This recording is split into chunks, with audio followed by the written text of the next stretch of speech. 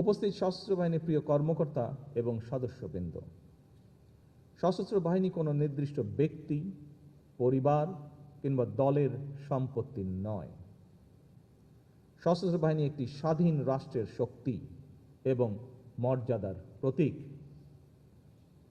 রাষ্ট্রীয় সংবিধানের প্রতি দায়বদ্ধতা এবং জনগণের অবিচল আস্থাই হতে হবে সশস্ত্র বাহিনীর পথ চলার প্রধান ভিত্তি।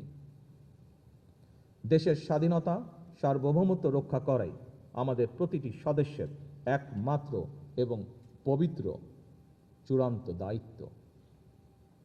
আমরা এমন এক সশস্ত্র বাহিনী চাই যাদেরকে বহিঃশক্তি সমীহ করবে আর দেশের জনগণ রাখবে আস্থায়।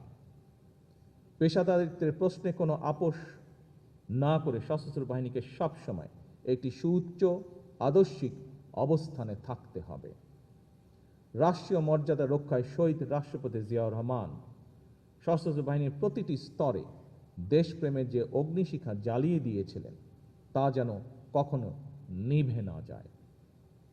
26শে মার্চ স্বাধীনতার ঘোষণা, 21শে নভেম্বর যৌথ সামরিক পূর্ণতা এবং 7ই নভেম্বর দেশপ্রেম ও পেশাদারিত্বের পুনর্জাগরণ, এই 3 অবিভাজ্য ধারা আমাদের সামরিক বাহিনীর, সশস্ত্র বাহিনীর ঐতিহ্যের মেরুদণ্ড।